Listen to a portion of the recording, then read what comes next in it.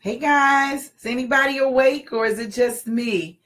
I'm like, I got one more client this evening, and we also had a death in our family today. I didn't even know. My mom called me and said we had an aunt that passed away, but I didn't know this aunt. So I've got to call my mom back in a second, but I'm just being nosy to see if anybody is awake. See what y'all doing. So I didn't get a chance to log in today. Look, ooh, I got my Fog Fuel shirt on. I know one of y'all want one of these shirts. Everywhere I went today, they were like, what's Fog Fuel? What is that? So I gotta sit up right so y'all can see. Hey, Trudy said me. I gotta sit up so y'all can see my Fog Fuel shirt right there. I gotta make sure I'm representing right. Hello. Let's just see. There we go. Is that right? Am I getting this good? So I'm just checking in. I didn't get a chance to say hi to everybody today. And, I wanted to see what was going on. So we've got the ATS video coming out I think this week, first thing early next week. Y'all know my flight got canceled to New York because of it was some type of New York storm or something. I didn't think it was going to affect me because y'all know I think I'm Superwoman and whatever. And so we were literally about to call the Uber to come pick us up. And something said, just check, since I had heard that there was some type of flight. I'm like real amped up right now. Hey, Henry, I just signed on my last one-on-one client. I can't sign on another one. My calendar is booked. Now I have to open my calendar up, but she's in South Africa. And I've got to go out there. So I'm very excited about that. So she's going to join the community in the next week or so. I can't wait to introduce you guys to her. She's amazing. She's taking on the IT niche in South Africa. Hey, Luana, how you doing? Anyway, I'm just talking. So I had, hey, Ronaldo. I'm trying to see who was up. Everybody is up. I'm thinking y'all would be asleep, but I guess y'all do not sleep at all. And so we didn't make it. So they canceled our flight. And so now I have to go this Saturday. So I'll be in New York this Saturday instead of last week. So y'all know what I did this weekend. I did something that I never do. So first of all, I slept so much this week. I turned my phone off and slept so much. It was crazy. Which you have to know that I never sleep, right? So I have more sleep this weekend. It lasts me about 3 months. So y'all know I'm fired up. Also, hey, Constance, this book is about to be published this week on Amazon. It is probably a little bit more aggressive than the workbook on the resume writing one. So I am editing this week. I think this is our final edit. So you guys will see this on Amazon. So I need y'all to do me a favor and buy the book and put a review on there because I don't want fake reviews. I want real ones, right? But it'll come digital and hard copy. And it'll be very small. So as you can see, the size is here, right?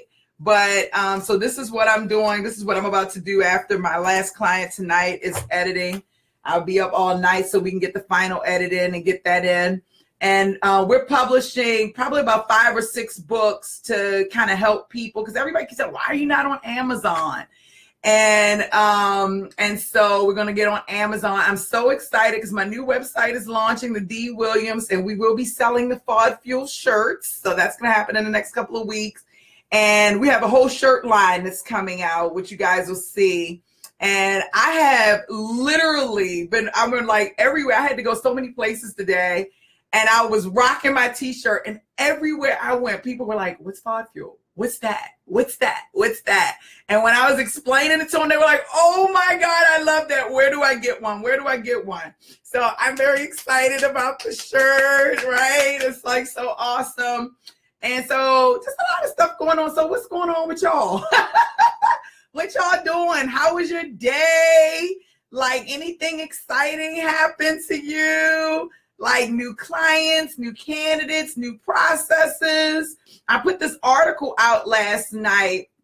I was working with one of my new clients and I was telling him that, he was like, I don't want to do, all of that research. He was like, you want me to do a lot of research? I don't have time for that. I was like, look, if you don't know your market, how are you going to do business? And so I said, you really want to talk to clients at a higher level, right? You really want to, you want to talk to them at a higher level. You don't want to just sell job orders. You want to sell solutions. And so that really kind of inspired me. I was trying to show him that I'm not just trying to torture him as my one-on-one. I'm literally, attempting to help push him forward. And so that's when I came across that article, and it made me wonder for my staffingpreneurs, like, how many people are really selling solutions? Everybody wants the job order, but how many people are actually selling solutions for their business? Like really taking the time to understand in the tech space what they're building. If you know what technologies that they're building, then it's much easier for you to talk solutions than if you're just trying to fill a position. In the healthcare space, if you know what their goals are for the business, right? What's driving them right now, then you can figure out what type of candidates that you want to put into that company. Even from an executive of sales, marketing, leadership, everything is about solution. Every company out there has some type of pain point that they're experiencing. And it's like, that's why they ultimately need recruitment and staffing, is just to fill that pain point. And so I was wondering how many staffingpreneurs are even asking those questions. Like, what's challenge? What are the challenges you're experiencing? Why do you need to fill this position? What is the need for this position? And so I put that article out, and some very interesting statistics came across my desk. I'm going to share them with you, and then I'm going to post them. I was like going crazy posting these statistics, just so you know, I'm sharing them. So a few things. So okay, hold on. Let me make this. Where's my screen? I got 1,000 screens over here. How big is each? So there was a survey done by this company who's one of my competitors, so I won't mention their name. But there was a survey done, and the survey question was, how big is each of the following sales challenges for your organization? Hey, Ryan. And these are all recruitment and staffing organizations. And they did from 1 to not effective at all to 5 extremely effective with average ratings, right? And 378 people responded to this question. 117 people skipped it. Getting the initial appointment for sales and business development. They said that 67% people said that that's a major challenge for them and their organization. 67 said it was extremely effective. So I guess extremely effective. Getting the first job order, 66 people said it was extremely effective. Getting the job order, 121 rated at a number 4. I have to show it to you so you can see, so it makes sense to you, because I'm giving you numbers. You're like, what? Getting on an approved vendor list, 79 people said it was they were extremely effective getting on an approved vendors list. Differentiating your services from current vendors, identifying staffing decision makers within a company, and identifying companies to target. People said that was very easy. And so they said here, as the sales process becomes increasingly complex and less personal, it becomes more challenging to reach the people who can most benefit from your services. To get out of the commodity game and move into the role of a true business partner, stop filling orders and start selling solutions. Help your salespeople open doors to key decision makers, and then keep those doors open by educating, adding value, building credibility, and nurturing relationships. Show prospects and clients how your services can be used to address their business challenges, such as reducing labor costs, improving productivity, mitigating employment risk, and freeing key leaders to focus on strategic initiatives. I'll post this in a second because I think you guys will get a lot out of it. It was another one that I wanted to post. They had on here, where do you most often start the sales process with a new prospect? 32% of the people said with a department head, a line manager or other user. Okay. 26% said HR management, HR. 17% said the gatekeeper. Y'all know how many times I have said, have a gatekeeper strategy. Have a gatekeeper strategy. You do not always have to go through HR or the leadership. You can have an executive assistant strategy. 17.9% people have an executive assistant strategy. I love that. 13.2% said other senior management. 5% said an HR executive. 2.8% said the CFO or controller. That number is so small. That's crazy. I got so much out of the survey. If only 2.8% people are going to the CFO, guess where you need to be going? Hello, right? Because that means that they're not being tapped into at all. And if you think about it, all of these departments have to go to the CFO to get the approval from a financial perspective. So why wouldn't it make sense to start there? You know, at least to try to start there. 1.9% went to purchasing. I'll post this one as well. It was another one I wanted to show you guys that I thought was, ooh, this is big. How many appointments is each sales rep expected to complete per week? Now, this is important because we talk about this in the Blitz challenge, right?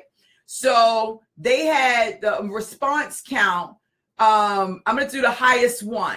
3 to 5 appointments per week was the highest number. How many of you are scheduling 3 to 5 sales appointments per week? Okay. The second one was 6 to 10 appointments per week.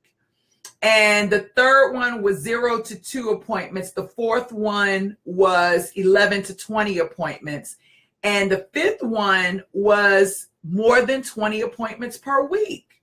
Like, that's crazy. That tells you where you are in your business. Are you setting that many appointments per week? And if not, you're probably a little bit behind. Another question, how many phone call attempts is each sales rep expected to make per week?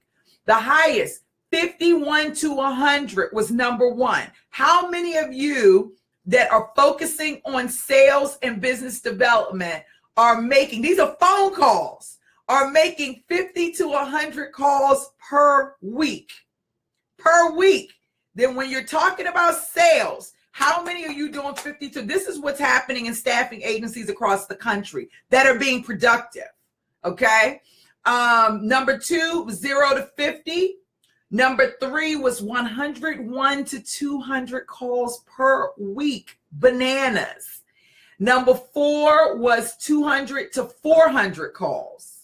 Number 5 was varies. We don't track it. And number 6 was more than 400. There were 10 companies who responded where their sales reps were required to make more than 400 calls per week. I don't even know if that's possible. Like, who can make 400 calls per week? You got to be a freaking robot, or they're accounting for their entire team. But I do like the number 50 to 100, because if you divide that 100 calls, right? So 100 divided by 5, that's 20 calls per day. Imagine it is a lot, Trudy. Imagine though what you can come up with if you made 20 calls per day on the sales side, you know, or you had somebody making 20 calls per day on your behalf. How much more effective you could potentially be, at least until you get to the point where they're just calling you. In the beginning, for a lot of you, you definitely want to be, you know, I agree. I agree, Henry. I don't know if it's possible to do more than 200 calls. That's a lot of calls. I mean, who really? Then they had another one. How many connects, actual conversations with a prospect, is each sales rep expected to make per week? The number one was 11 to 20. So let's just say out of the 50 to 100 calls, they were expecting you to connect with between 11 to 20 people per week. Those aren't bad numbers.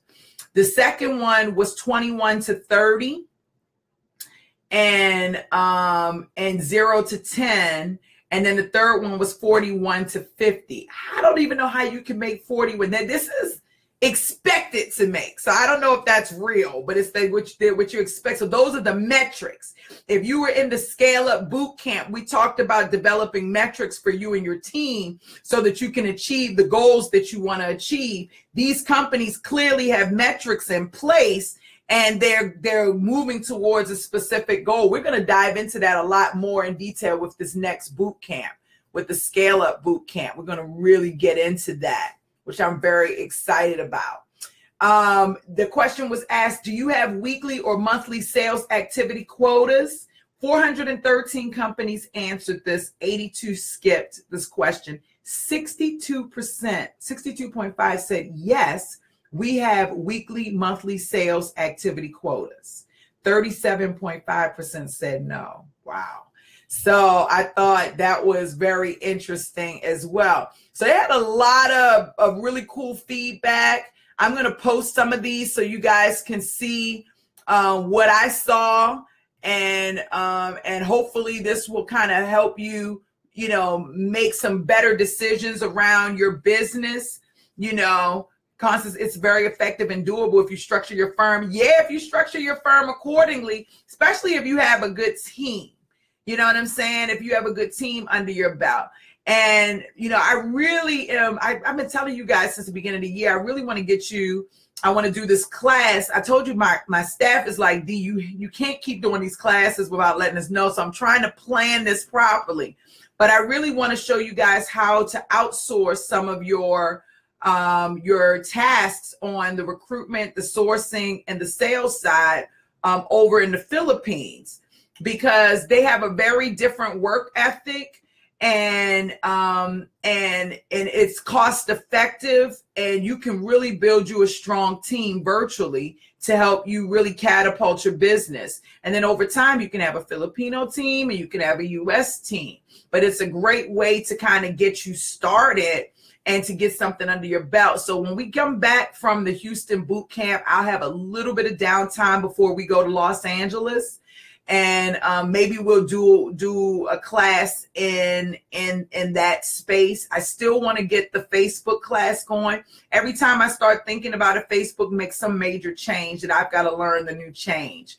So we'll do that. I am really excited about the staffing startup.tv. This coming out. I've got another interview tomorrow that we're doing. So I'm really excited about that, or that's tomorrow, Wednesday.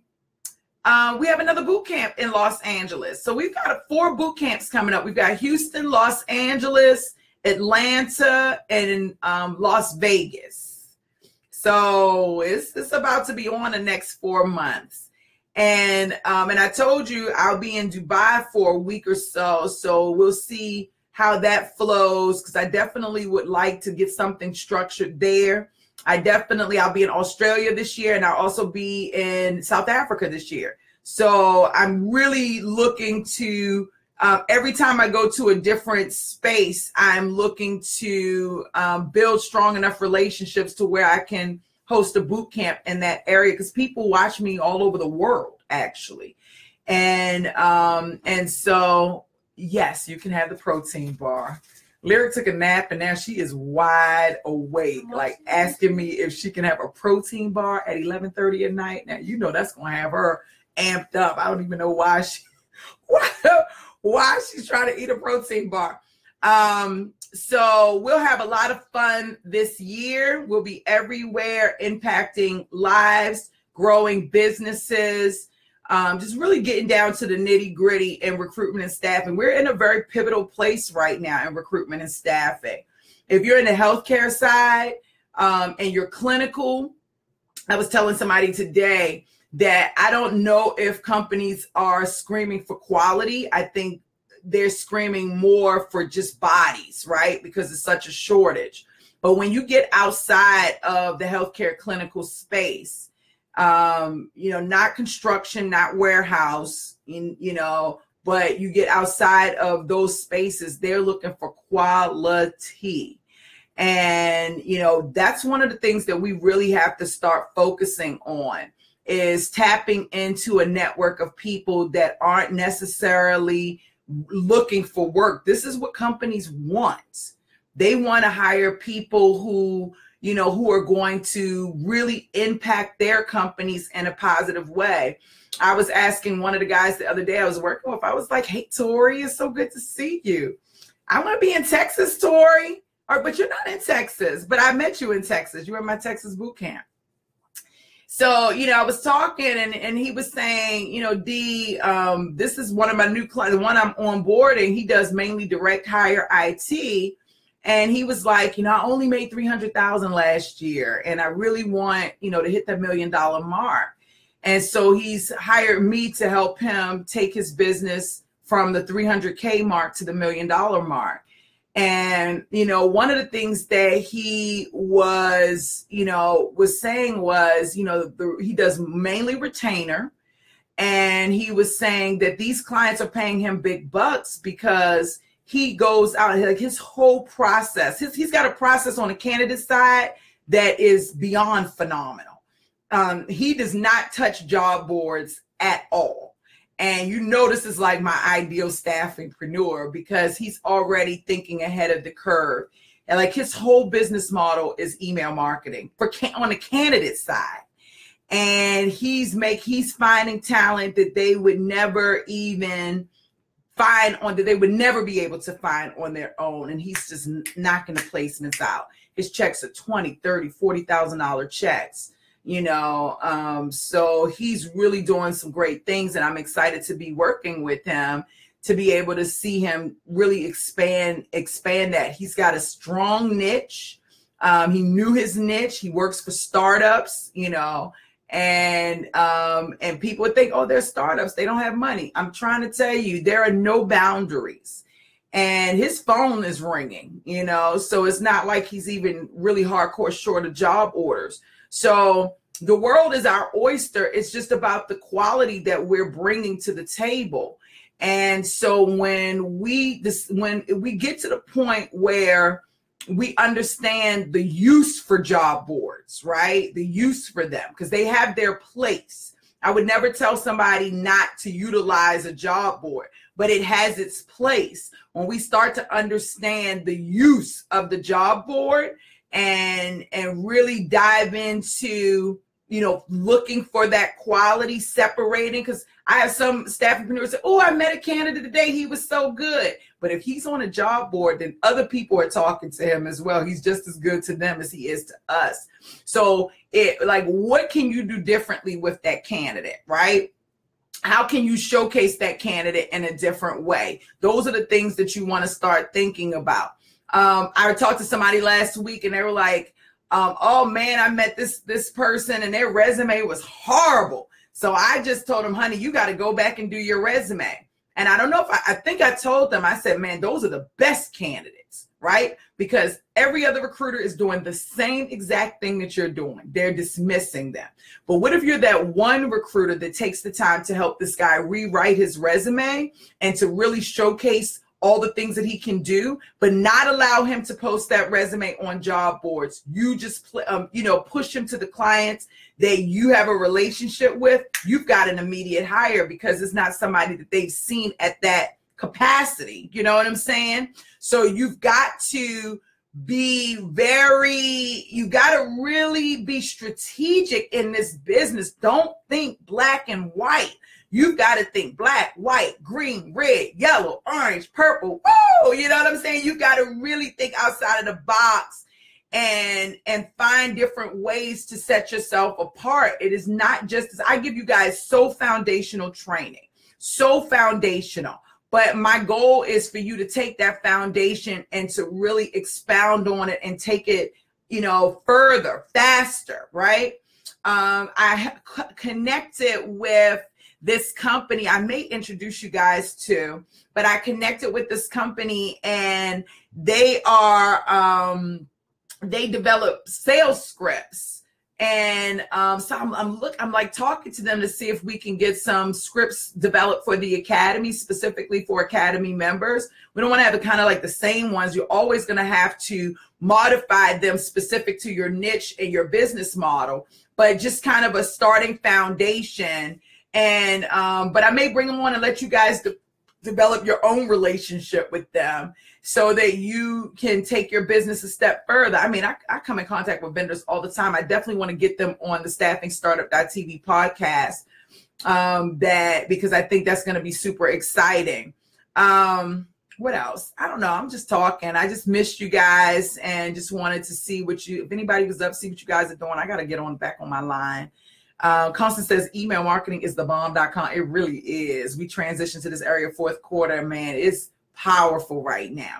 And the thing why you're going to be successful in that, Constance, and why a lot of other people aren't, is because you guys have taken the time to really sit down and create something. A lot of people want this business to happen now, and they want things to happen now. And either one, they don't have the money to implement things quickly.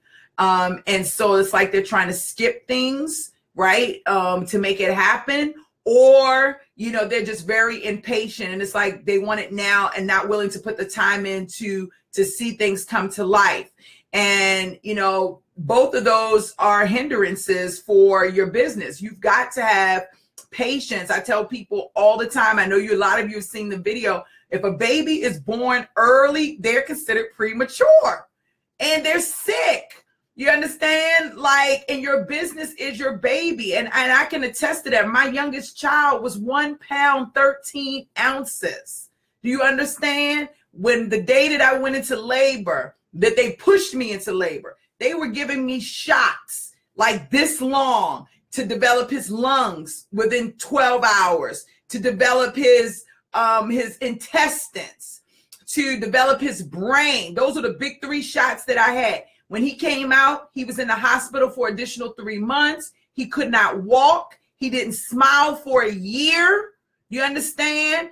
Physical therapy, his intestines didn't work until he was 10. My baby was 7 years old pooping on himself because he was born prematurely. Do you understand what I'm saying?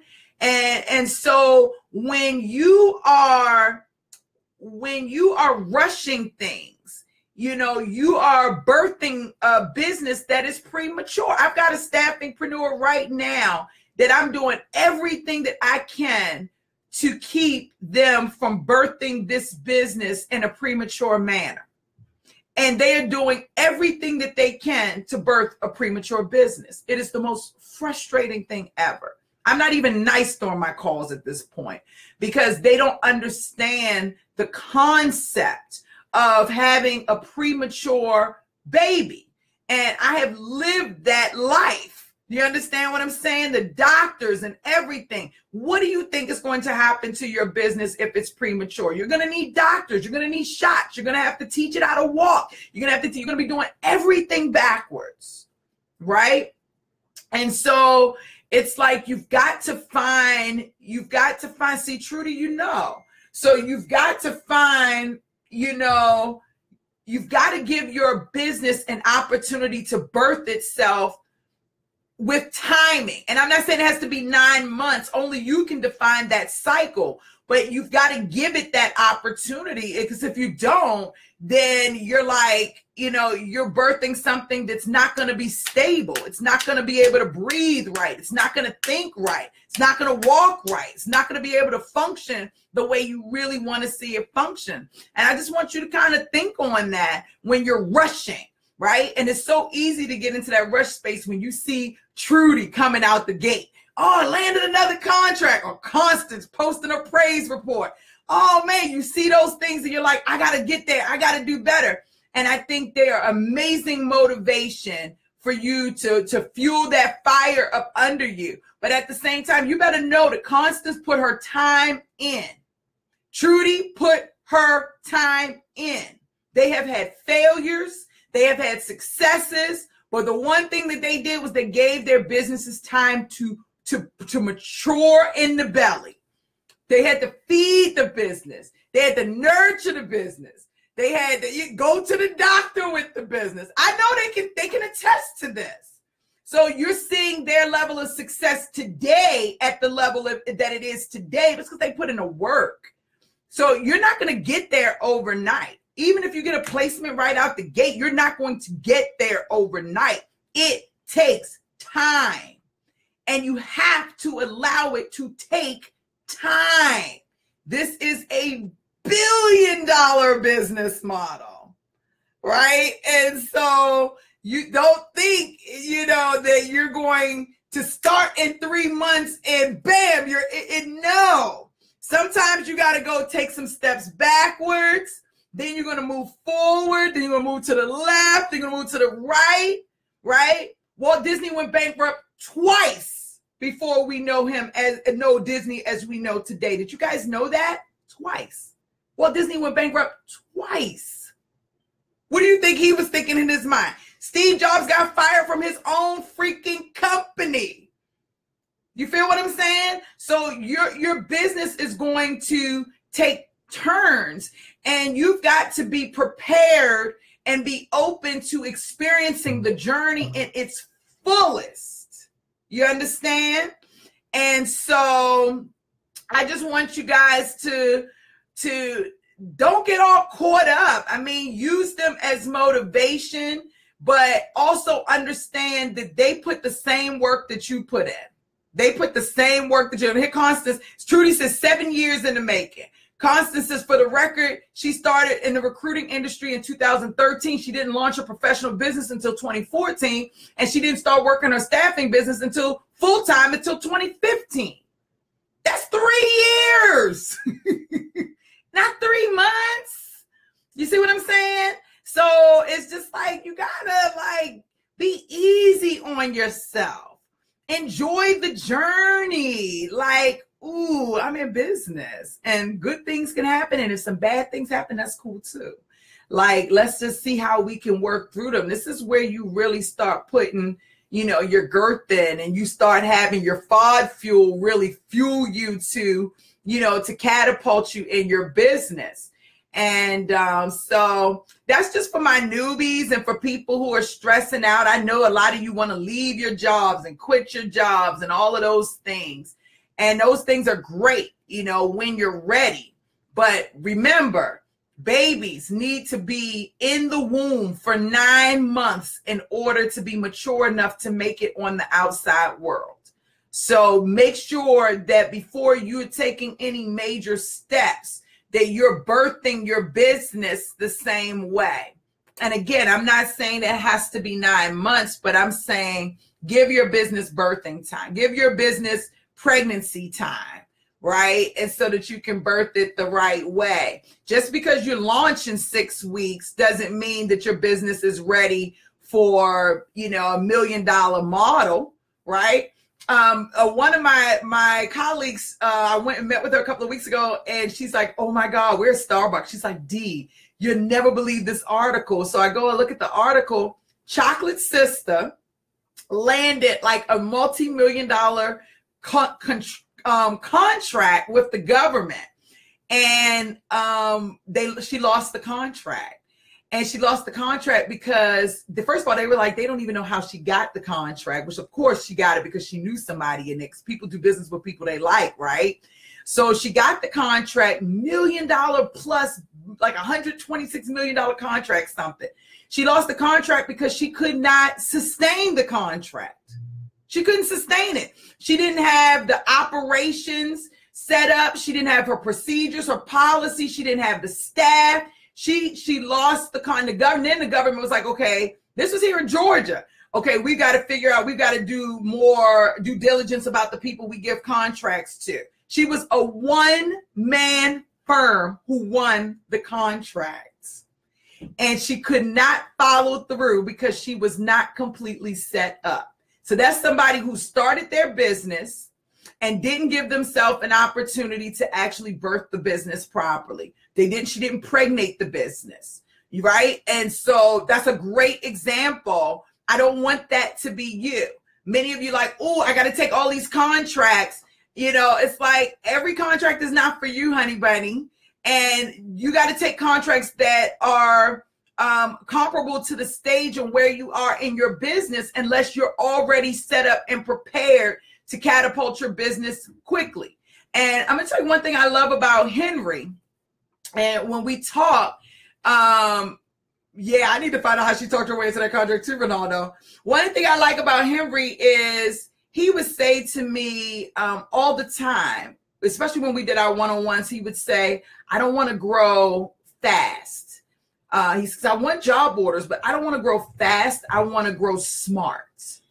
You know, he says, I want to grow organically. I want to, you know, and that showed me his level of maturity around his business.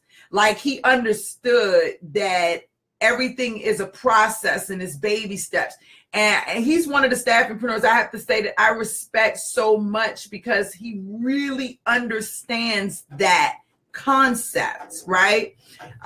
He has a counterpart who does not understand that process, that concept, and that I have to consistently remind that, you know, that it takes time and that's okay, you know. And so, you know, I want you guys to love, when I tell you to love on your business and to love in your business, I'm not just saying that to slow you down or to hold you back. I'm saying that so that you can better prepare yourself for the level of success that you absolutely desire and deserve, right? And so just keep those things in mind. I should pin this video, because it's such a, I've said so many things that I've wanted to say to many of you individually when I read the comments, and that I see things, you know. And when I talk to people and people send me messages, I can't even respond to all the messages that I get on Facebook or on LinkedIn or in my email. That I read them though, and sometimes I'm like, man, you know, I wish I could just say this to them. And, you know, and so, you know, this is my message to each and every one of you, that, you know, everything, you know, good things come to those who are willing to work for it and patient enough to see it through. Like, that's the biggest piece of advice that I can give to you. And, you know, more than anything, you got to do this. Where's it at? You got to do this. You got to see it first in your mind. Like, you've got to literally have, like, dream it, see it, feel it, walk in it. Like I know it's a knowing. It's like a knowing. You've just got to know, like, oh my gosh, so soon, this is going to be me. So soon. When y'all see me on the cover of Forbes, y'all better say, Dee been calling this for years. You know, that is like my dream. You know what I'm saying? I saw Oprah on there. I was like, you beat me to it, Oprah. I was like, you beat me to it, Oprah. You know, and but that's great, because then she let me know that I still have something that I can work towards. So, like, get your life, you know, dream it out, believe it, feel it, know it. And then, you know, everything that you're doing on a consistent basis is guiding you to, you know, to meeting that. The more you know it, the faster it'll come in the way that you need it to come. The more you doubt it, then you're pushing your desires away from you. And I say to people all the time, mwah, I love you, my sweet poo. I say all the time, you know, many of us are spiritual people, you know, and we say that we believe and that we have faith, yet we walk around in doubt. And those two contradict each other. So, like, how can you say that you're a spiritual person who has faith and you believe in this almighty entity, yet you walk around in doubt consistently? Like, those two don't, that's like an oxymoron. Like, they don't even coincide. They don't even go together. And so it's like, and that's why I got religious issues now. I'm like, come on now, you know. You know, you've got to be, if you believe the way you say you do, then you've got to believe, not just talk it, but like actually live it. Even when things don't feel good, even when it's like you're uncomfortable, even when you can't see the way out. Isn't that what faith is? Even though it does, I don't see it, I know that it is. Like, come on. And so many people are like, I'm going to start this business, I'm going to do this business, but I'm afraid, or I'm in doubt, or I'm scared. And I'm thinking, please don't tell me that you believe in a higher power if that's the case, you know, because you've got to be able to utilize the tools that are given to you. And with life, tools are not just physical. And that's the issue that I think we all have. We only focus on this here. That's for all the people who believe in reality, right? We talked about that during that training. But you have internal tools that you have to use. You have mental tools, emotional tools, and you use them every day. When you got to go to the bathroom, your internal tells you first. There's nothing on the outside that screams you have to go to the bathroom. It's something on the inside, right? That's an internal tool, right? When you're hurting, that's not something that you most of the time feel. Your back hurt, that's not a physical outside hurt. That's an internal pain. When your heart gets broken, that's an internal pain. So you've got tools on the inside, and then you've got the physical tools on the outside. So you've got to learn how to use the tools that are on the inside to help catapult your life and your business to another level. That's what faith comes in. And if you're going to have it. Stop playing with it, right? I'm not a preacher though, but I have just learned that in my lifetime. So even when things are hard and it's like, oh God, it's time for me to turn on some different tools, because what's on the outside may not be working for me at that moment. Now I've got to go on the inside, and we've got to be not afraid to do that.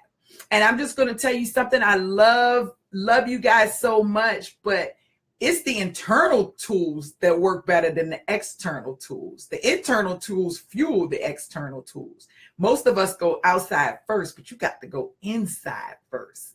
Here and here, you put them two together, I'm telling you, then all the external tools come to you. Constance, you know. Come on now, Trudy, you know. La Tiffany, right? Come on. You guys know. This is where it starts internally first, and then everything else on the outside comes into play. It becomes easier. So that's all I got to say tonight. I think I said enough. I'm just checking in with you guys and, to see what's going on. I think that Wednesday evening, I'm going to come back on and do our Q&A piece. I wanted to do it this weekend so we could have a lot of time and everybody could really join in. But now I'm going to be in New York this weekend. That's not going to happen. But so we'll probably do it Wednesday evening, but I'll let you guys know tomorrow for sure, or maybe Thursday evening. I'll let you know for sure which day. And then we'll be ready for graduation. So maybe Thursday, so I can give everybody some heads up. And that's it. So I'll see you guys later. I love you. Mwah. Y'all have a great night. Bye.